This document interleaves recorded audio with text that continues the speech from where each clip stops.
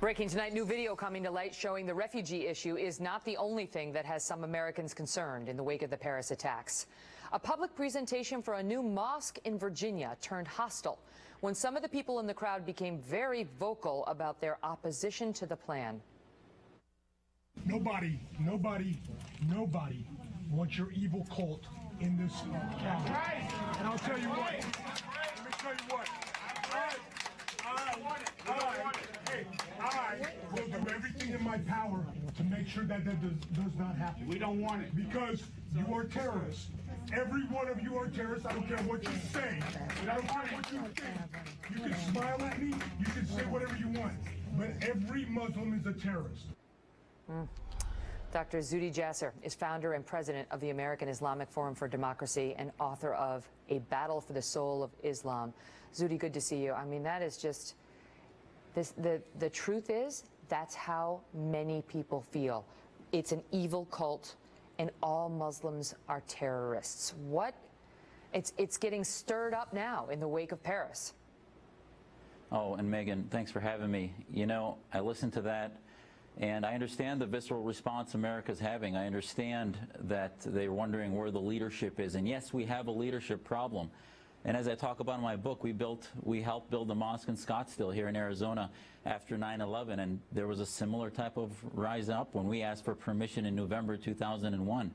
But the majority of Americans came to our defense and said, you know, the terrorists want us to have these freedoms taken away, and in countries where you shut down mosques are countries where radical Islam flourishes, in countries that are free, where you can shed the light of day upon political Islam that radicalizes Muslims, those ideas begin to dissipate. So if you want to defeat this, why does radical Islam flourish when you shut down mosques and crack down on, the Muslim community, as that man would suggest?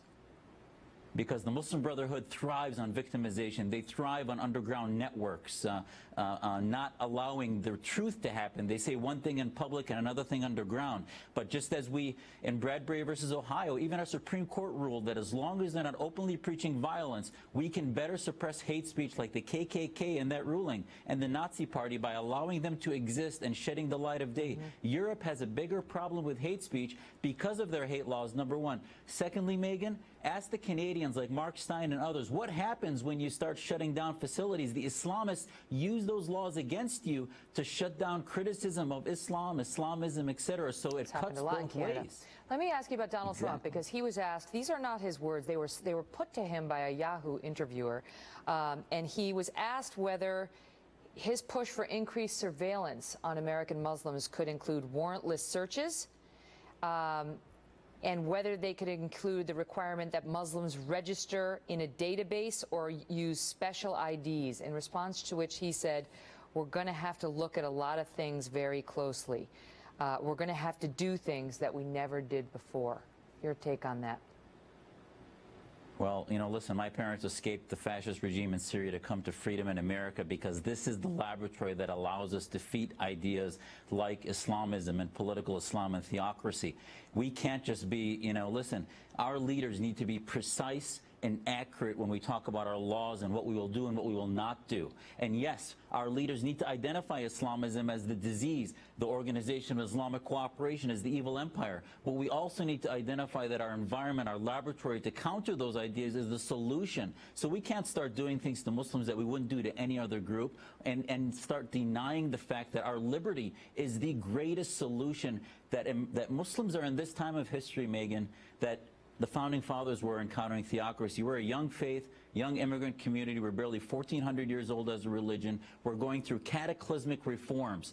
The best solution to that is American liberty. If we start to compromise that, that security will be a mirage and it'll only get worse. Ask Egypt, ask Tajikistan, that labels Salafists and shuts down mosques. And it doesn't work. It hasn't worked out so well. Zuhdi, good to see you. Thanks, Megan.